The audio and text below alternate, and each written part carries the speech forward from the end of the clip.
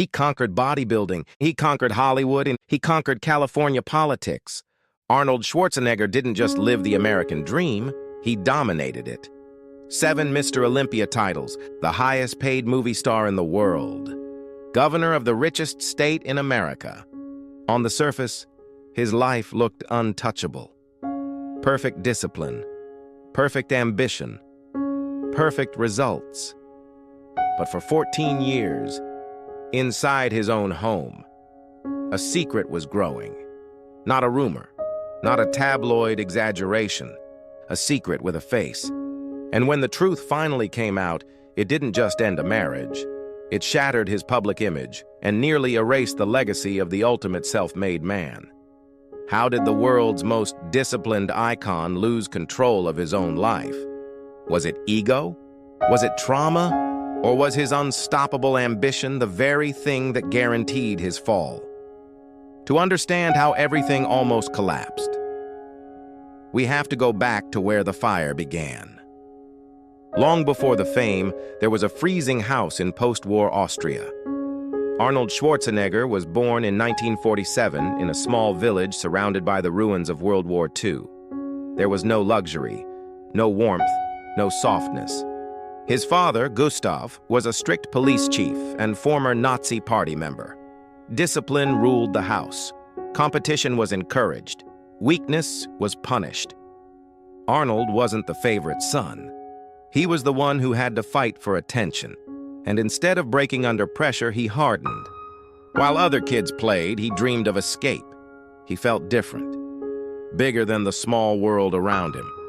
But dreams mean nothing without a plan, and that plan appeared in the most unexpected place. One image changed everything. A magazine cover, a bodybuilder, a man who used muscle as a passport to America.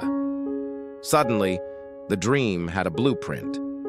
Arnold saw Reg Park, a bodybuilder who became a movie star, and the formula clicked.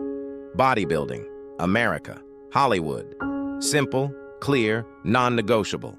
He trained obsessively, broke into locked gyms, pushed through military service with tunnel vision, even risked punishment to compete in contests. He wasn't just building muscle, he was building an exit. When he won titles in Europe, he knew Austria was too small. America was next. But when he arrived in 1968, reality hit hard.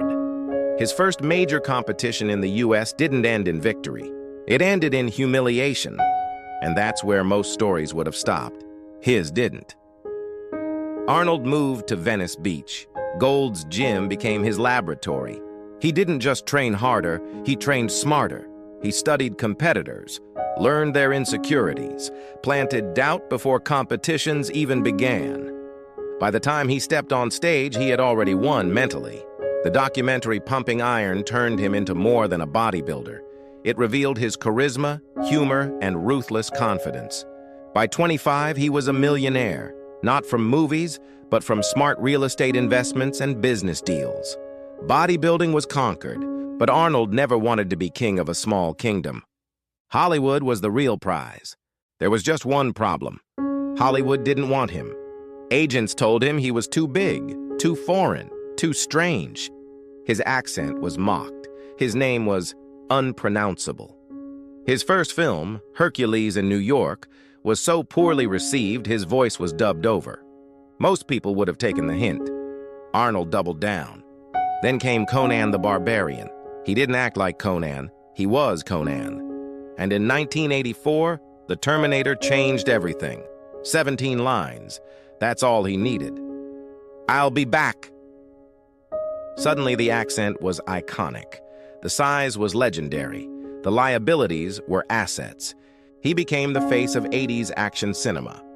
The rivalry with Sylvester Stallone pushed both men into absurd levels of dominance. Arnold wasn't just a star, he was a global brand. He married into the Kennedy family, built wealth, built power, and then he aimed even higher. Because conquering Hollywood wasn't enough. He wanted real power. In 2003, during California's recall election, Arnold announced his candidacy on national television. Critics laughed, again, but they underestimated him.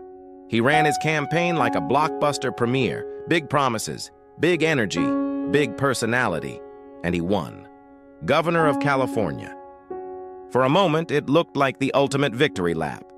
But politics isn't bodybuilding. You can't outlift opposition. By the end of his second term, the financial crisis hit hard. Approval ratings dropped. The shine faded. He left office in 2011. And just days later, the real explosion happened. Because while he was running a state, a secret had been living inside his home for over a decade. In 2011, news broke that Arnold had fathered a child with the family's housekeeper, Mildred Baina. The child, Joseph, was already 14 years old. For over a decade, the truth had been hidden in plain sight. When his wife confronted him, there was no denial left. The public reaction was immediate and brutal. The image of discipline, control, strength, cracked. His marriage ended. His reputation took a hit. Hollywood stepped back. For the first time, Arnold wasn't dominating headlines. He was defending himself. And then his body delivered another shock. A routine heart procedure. A simple fix. Until it wasn't. In 2018, a valve replacement went wrong. Complications forced emergency open heart surgery. The man who built a career playing indestructible machines was suddenly fragile. Recovery wasn't cinematic. It was slow, painful, humbling. But he approached it the same way he approached everything. One rep at a time. He rebuilt relationships, publicly acknowledged mistakes, formed a bond with his son, Joseph. He shifted from conqueror to mentor, from dominance to accountability. And maybe for the first time, he stopped trying to be larger than life. Arnold Schwarzenegger proved that vision works. He imagined success and achieved it. He imagined power and reached it.